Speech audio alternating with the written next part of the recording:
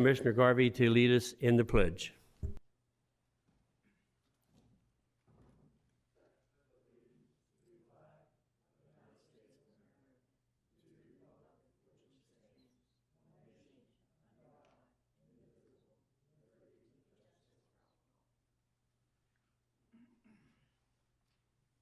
Thank you all for coming. And as is customary, I'll ask if you have a telephone or electronic device that you either put it on vibrate or turn it off, please, so it won't disrupt us at the meeting. Sarah, I'll now come to you for roll call and determination of quorum. Mr. Peterman? Present. Mr. Servan? Present. Mrs. Karcher?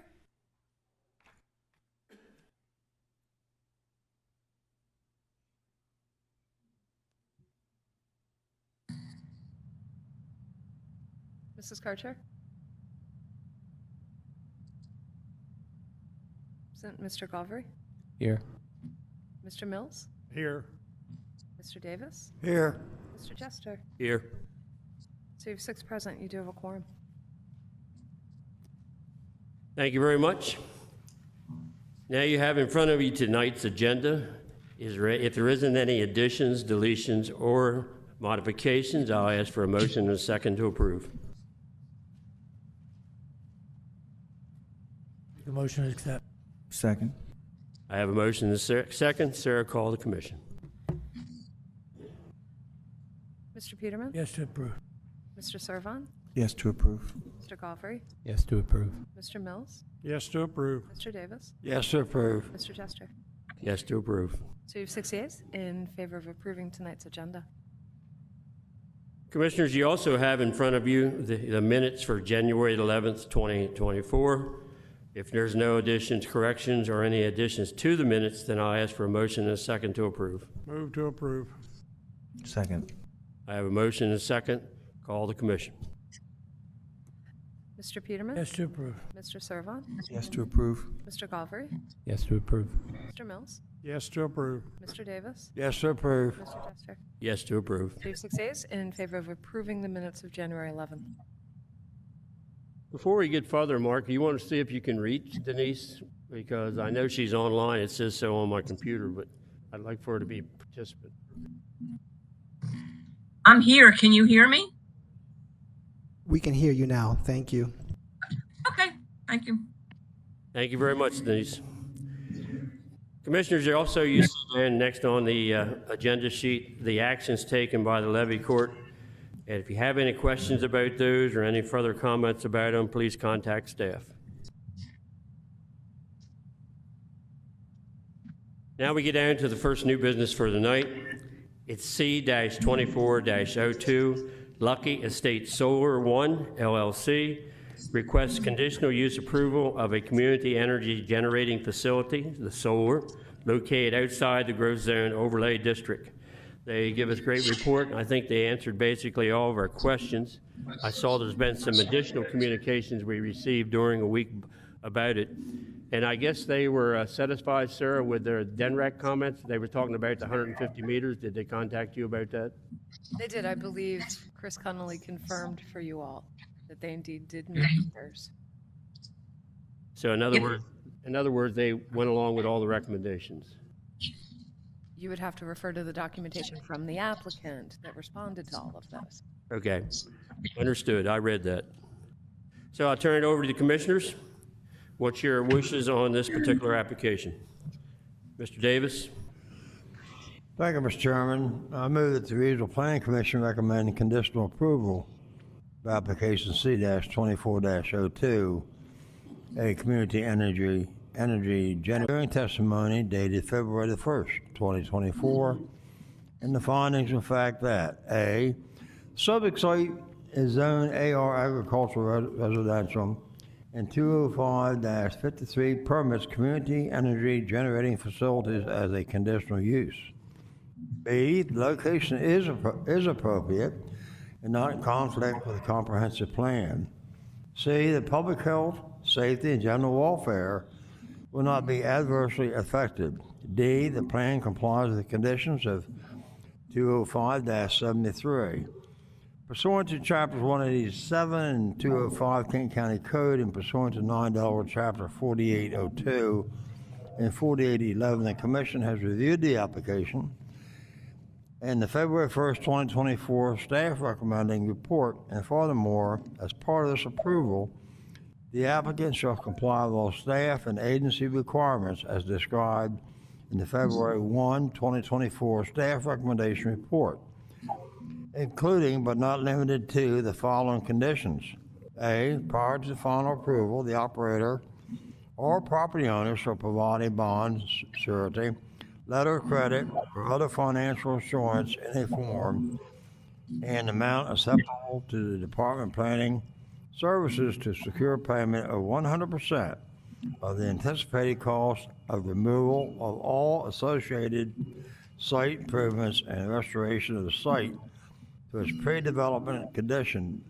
The financial assurance shall remain in force and effect as long as the solar facility remains in place. The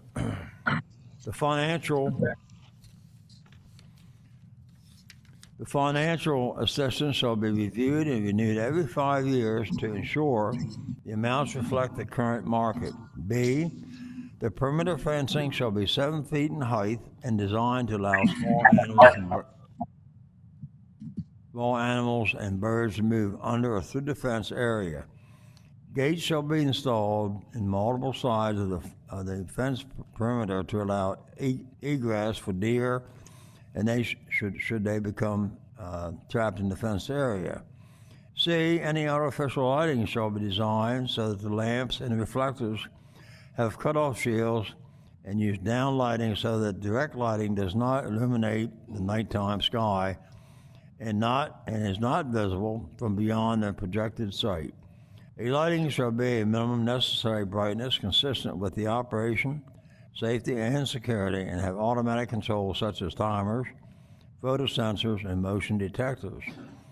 D, undercover shall consist of a native pollinator seed mix that includes a variety of, I can't pronounce it, plants and grasses. E, application for building permits must be made within 24 months of the project approval. If no applications for building permits are received by the department within 24 months, the plan shall be considered invalid. However, the applicant may apply to the department for reapproval of the project for an additional 24 months period in accordance with 205-73. End of motion. Before I ask for a second, I think Mr. Garvey asked me a question about this. Was your question satisfied before we came tonight? Okay, now I'll ask, is there a second to the motion? Second it. I have a motion and a second. Sarah, call the commission. Mr. Peterman? Yes to approve. Mr. Servon? Yes to approve. Mrs. Karcher? Yes to approve. Mr. Galvary? Yes to approve. Mr. Mills? Yes to approve. Mr. Davis? Yes to approve per motion. Mr. Jester? Yes to approve per motion comments. So you have 7 yeas in favor of recommending conditional approval of application C-2402.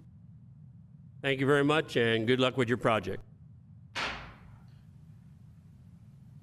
Number 2 on the new business agenda tonight is CS-24-01, ProCut Tree Services. Requests conditional use with site plan approval of a landscaping and horticulture operation located outside the growth zone overlay district.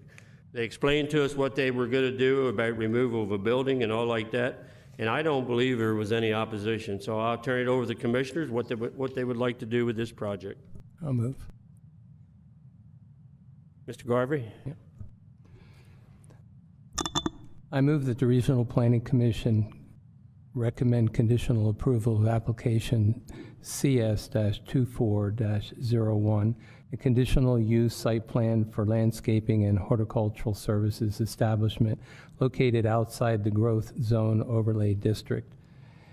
This is based on Exhibit A, staff recommendations report dated February 1, 2024, Exhibit B, public hearing testimony dated February 1, 2024, and the findings of fact that A, the subject site is zoned AC agricultural conservation, and 205-48 and 205-309.1 permit landscape and horticultural services establishments as conditional use.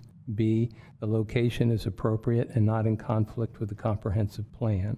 C, the public health, safety, and general welfare will not be adversely affected. D, the application is compliant with the adequate public facilities ordinance. Pursuant to Chapters 187 and 205 of the Kent County Code and pursuant to 9 Delaware Chapter 4802 and 4811, the commissions have reviewed the application and the February 1, 2024 staff recommendations report, and furthermore, as part of this approval, the applicant shall comply with all staff and agency requirements as described in February 1, 2024 staff recommendations report. A, the waiver from 187-60 requiring frontage sidewalk is granted. B, a DENREC letter of no objection and a cross-access easement to the shared septic system are required prior to approval of the final site plan. C, a Kent Conservation District letter of no objection to a sediment and stormwater plan is required prior to approval of the final site plan, as well as a cross-access easement for the stormwater infrastructure. D, the storage of all materials, vehicles, and equipment shall be 75 feet from all property lines and 150 feet from all adjacent residential dwellings. E, all outside storage of materials, equipment, and vehicle storage area shall be screened from public roads and adjacent properties. F, the final plan must be approved within 24 months of preliminary plan approval, and construction shall commence within 18 months of the final plan approval. G, failure to comply with the conditions of approval or applicable regulations can result in a revocation of permits issued for this conditional use and a revocation of the conditional use itself. I have a motion. Do I have a second? Second. I have a motion and a second. Sarah, call the commission. Mr. Peterman? Yes to approve. Mr. Servon? Yes to approve. Mrs. Karcher? Yes to approve. Mr. Galbraith? Yes to approve. Mr. Mills? Yes to approve. Mr. Davis? Yes to approve promotion. Mr. Jester? Yes to approve. So you have 7 yeas in favor of recommending conditional approval of application CS 2401. Thank you very much, and once again, good luck with your project. Number 3 on our new business agenda tonight is CZ-24-01, LC-24-01, ZEC, Robert J. and Shirley, request to amend the zoning map from AC, Agriculture Conservation, Low Density Residential, to BN, Neighborhood Business, Neighborhood Commercial located inside the Growth Zone Overlay District. We had quite a discussion on this last week, and there was quite a few explanations on it. So I'll now ask Mr. Servon, I think you want to make a motion? Yes, please. I move that the Regional Planning Commission grant approval of ordinance LC 24-01 to amend the zoning map from AC, Agricultural Conservation, Low Density Residential, to BN, Neighborhood Business / Neighborhood Commercial, located inside the Growth Zone Overlay District. This is based on Exhibit A, staff recommendation report dated February 1, 2024, and Exhibit B, public hearing testimony dated February 1st, 2024, and the findings of fact that, A, while the proposed zoning district does not comply with future land use map or land use strategy map of the 2018 comprehensive plan, the plan does provide that the character of the surrounding area should hold equal weight in evaluating rezoning requests. B, infrastructure exists and or is available to serve future development of the site. I have a motion. Do I have a second? Second.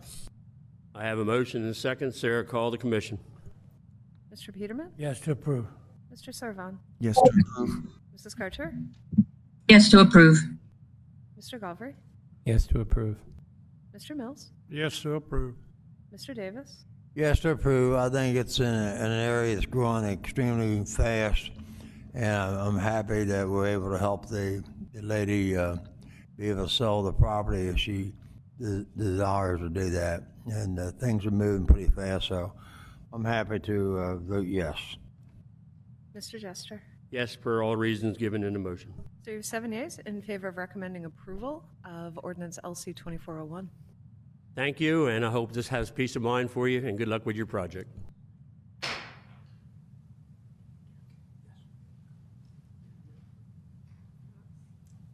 Next tonight is actual plan number and title SLV-24-01, the Estates of Verona Woods, location 5.90 plus or minus acres, and 42.30 plus or minus acres located on the northern boundary within the Estates of Verona Woods subdivision. Owner applicant is Azlik Lands LLC, care of Constantine F. Malmberg III, 30 The Green, Dover, Delaware, 19901. Engineer is Davis, Bowen, and Friedel, care of Tim Metzner, 1 Park Avenue, Milford, Delaware, 19963. Present zoning district is AR, agricultural residential. Present use is open space. Proposed use is open space. Relation to the growth zone is outside. Levy Court District is the third, Mr. Angel. The applicant is actually requesting a waiver from 18779.b, buffering from agricultural uses. Is there someone here to represent this project? Well, good evening, young man. Long time no see. It's nice to be here. Good evening, Mr. Chairman Jester and members of the Planning Commission. And I know you're an attorney, so you can be able to go right ahead with your Swear presentation. me in if you like. My name's Connie Malmberg. Address is 30 The Green. I'm the owner of the project. I understand that the staff has recommended denial, but I got a couple facts I'd like to add to the record that I think you should at least take into consideration. This is a very... Sir, could you just pull the mic up a little bit? We can hardly hear you. Thank you. I appreciate that. This is a very spread out project with relatively small lots based upon the size of the project. It's 151 lots on 151 acres, and I think they average somewhere between 10 and 12,000 square feet. And so what that means in this particular case is there's a whole lot of open space. There's open space down blue line streams. I think they're blue line streams at least, with quite an expanse between various sections of the housing. And what that has meant to the homeowners is it's a lot of open space to maintain. So the solution that they have come up with, so they're not mowing, a football field's worth of grass constantly, is letting a lot of the areas go back to natural condition. And that's what they've done on, I don't know if we can get the, do I have a pointer up here? I do, don't I? You can go right down there on the screen, sir, if you want to, and just put your finger on it and do an arrow, no? Oh, I like that. It's way more high-tech than it used to be. So I use my finger on the screen? All right. It doesn't work without glasses. So it's easier to explain if we can back up to the larger. So between lots of these areas, right between here and all along here and in this area here, it's all streams that were through there. They're old farm streams, old farm ditches, I'm sure, that ended up were used to drain the property. And so those ended up being, the HOAs decided to let most of those go back to natural condition. As a matter of fact, in some of those areas, since phase one, which I think is about 5 years old, there's 20 and 30 foot high trees in that area right now.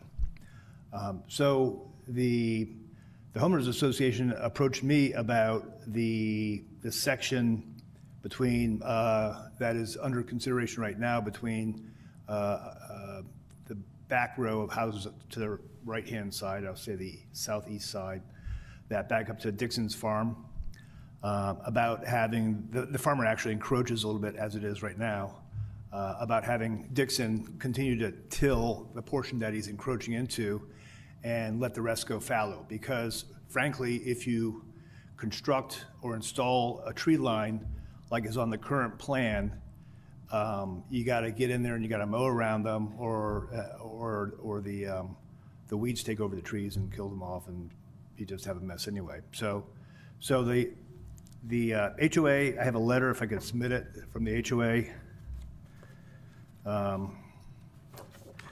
as well as from Mr. Dixon, the farmer next door, requesting not to plant the tree line and let the farmer maintain the portion that he's maintaining, or till the portion he's maintaining, and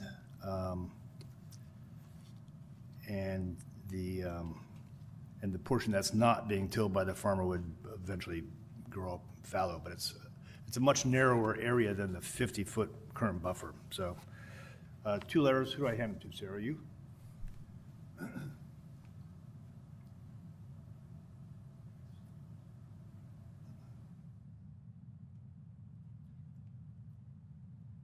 So so I don't have a lot more to add. The site is, the rest of the site, we've just kind of updated the tree plan for reality.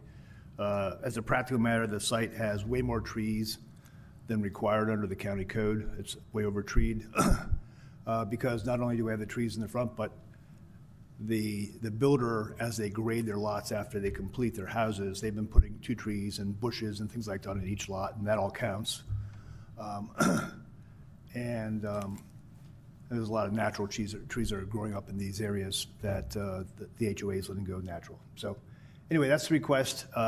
We do think that the design, which is basically a G buffer, which I don't think you guys require anymore, but I think when this was first proposed, that was the standard, is not very workable on that particular border. So that's the reason for the request. And glad to respond to any questions you have. I also have Tim Messer here, if you have any questions about the plan specifically, who's the engineer that designed it with Davis, Bone, and Friedel. Yeah, if you'll give us a minute, we didn't have these letters in front of us. We'd like to have a chance to look over the letters. And I think Mr. Mill has a question while you're passing the letters down. Dale, did you pass them down, Mr. Mill? Would you point out the area where Mr. Dixon's telling, where you're talking about the area that he's telling and you don't want a buffer? Yes, it is. I have to orient myself here. So it is this section right here. So does he go up into in other words, Mr. Dixon's telling over onto your property, is that correct? That's what it looks like to us and our surveyor. And that's not really the whole issue. The whole issue is there's so much open space out here that the plan, whether he was tilling it or not, would be to not have the urban-looking tree system that's designed now, but to let it go back to natural. Yeah, I can see the reason for, if he's tilling it, the reason why it really wouldn't need to be buffered there, but down there along that side where the houses are, and right there along that part, I understand why that shouldn't be buffered from the houses to the farm. Now, if he's tilling the part back up beyond the house, right there where that point goes up in there, I can understand. We don't need it going up that far, and as long as he's keeping it tilled. Yeah, that point up there, Commissioner Mills, is all wooded right now. That whole top corner. Oh, okay, so that's all woods. That's up all in woods. there. So the only section we're talking about is a section right here. And there is a 50-foot buffer. It's just, do we put trees scattered out like a Class G buffer? I mean, which is what's designed now and what I'm requesting relief from on behalf of the HOA and the farmer. And because if you put those trees in as designed, one, I got a conflict with the farmer, but more importantly, you got to get in there and you got to maintain around them constantly. And in a site this large, it's expensive for the HOA. I understand, but I understand also that the benefit to a farmer to have that buffer along there is so that he doesn't get himself in trouble for something he does, or spreading. They got this. Agriculture's got this not liable for sound, noise, or dust, Right. or something like that. I'm just, I don't understand if he's tilling right up to the houses. Is that correct? No, No, You say there's a 50-foot, he's tilling, it varies, but in some portions, he's 20 to 30 feet into the 50-foot buffer. He's at least another 20 feet away from the housing property lines. So there's still a natural buffer there. And his complaint to my project manager was that he doesn't want the trees close to where he's tilling anyway, because as he sprays his herbicides on his field, he's going to kill the trees, and then he's got issues with that. So I get that there's a reason for the ordinance. I say it's more from the other side in a way. You don't want the neighbors calling up you guys and complaining that, the farmer just harvested his beans or corn or whatever, and there's dust.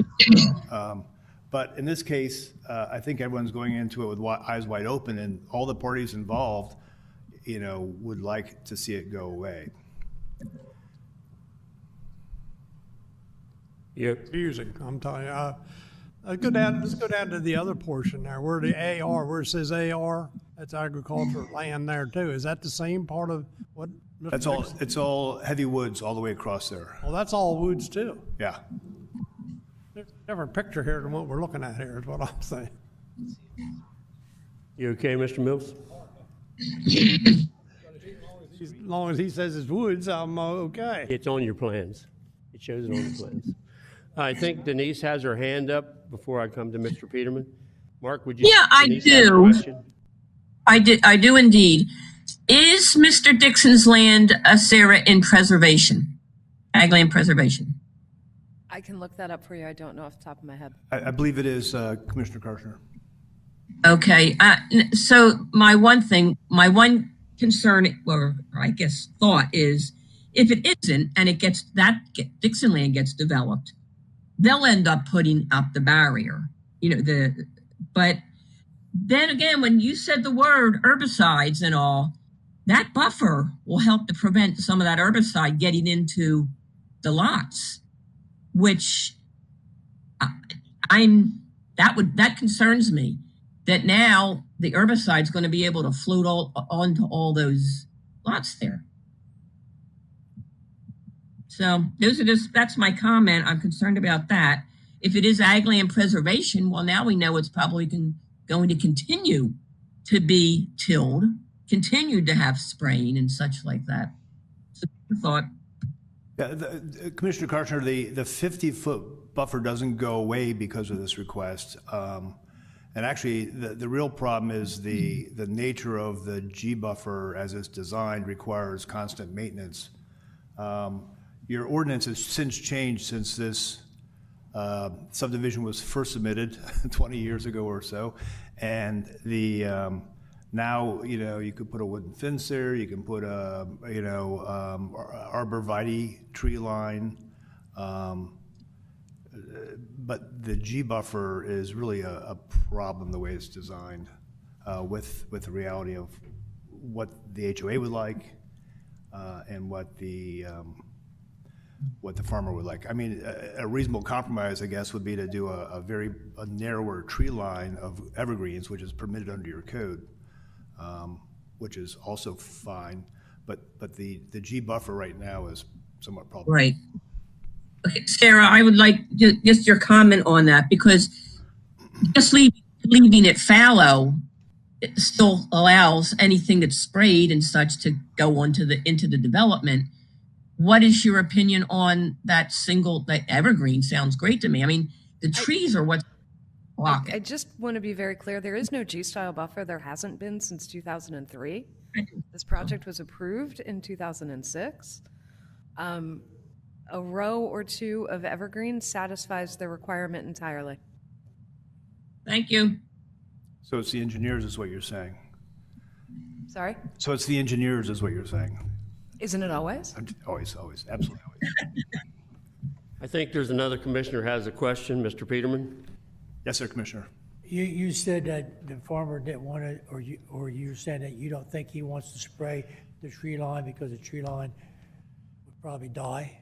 The closer we are to his property line, the more there is a potential conflict there. So if we do tighten up the tree line, our tree line, to closer to the back of the lots, it certainly mitigates that issue as much as possible while still providing a buffer there.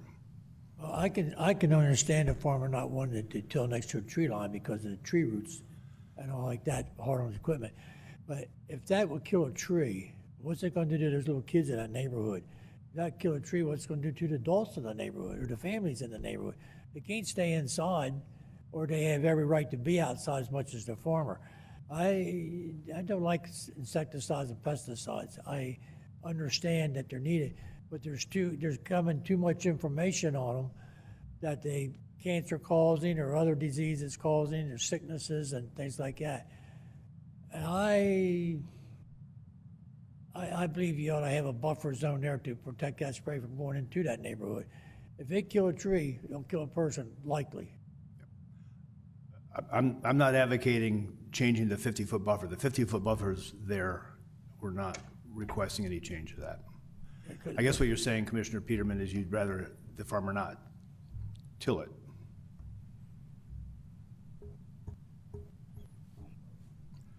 That okay, Mr. Peterman? Well, if you're saying that, I mean, you just want the buffer to stay, but if he's accepting responsibility to till part of that, it looks like to me what the staff is recommending would be what we still need to do to keep a buffer there, to keep it away from the development, as well as giving a delineated line of how far he can till, because if we don't have something there, maybe Sarah can address this. I would simply suggest, I mean, the purpose of the buffer, I think, has been identified. It's to prevent conflicts in the future between the farmer and homeowners, and we most certainly do get calls from the homeowners. It would be entirely reasonable if Mr. Momberg wanted to simply redesign the buffer that's on that plan and do a line of evergreens. I don't even need your approval for that, right? No, it's code compliant. Get to the mic so we can't hear you, so. I said staff would approve that. I wouldn't require a waiver by you folks. It would not. It would not. So what you're saying, sir, is not to go with the buffer that was approved on the print, but maybe to go with evergreens that are close to the line that would still delineate the area between the development buffer and the farmer. Mr. Metzner could revise the plan just for that section and show something else that would survive, and it would meet the code requirement. Well, then I withdraw my application. Does commissioners understand what we're talking about keeping some kind of buffer in place, but doing away with the one that was approved on the plot and working with staff, because I think we're all in agreement we want to see a buffer there. It doesn't have to be as extreme or intense as was shown on the plans and what's been approved. And I think, Mr. Malberg, you probably agree that you could probably do that and submit it to staff so they could have it for approval?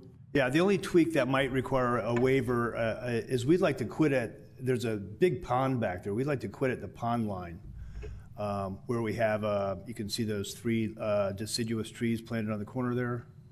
I think that originally it went beyond the pond line. It really makes no sense to go beyond the pond line. I think we can work with that. Okay. I think it actually goes from the wooded area to the wooded area is what it showed on the print. Right, which is all the way to the other side of the pond, which doesn't really make sense, and I don't think we have really the room to do that. So do we need to put this off for 30 days, or how can we work with this? What I would actually suggest is let's address the pond area just so it doesn't become an issue. And if the Regional Planning Commission wanted to grant the waiver just for along the line, along the pond, so it doesn't become a question in the future, and then staff will work with Mr. Momberg and Mr. Metzner to revise it. So if you wanted to grant a waiver from the buffer along the pond line, so that would be my questions in the request. future. There's no houses that back up to the farm field or anything like that. So I will revise my request to eliminate the planted buffer from the corner of the pond to the southeast. That looks like on my print, that would be from actually lot 44 through 51.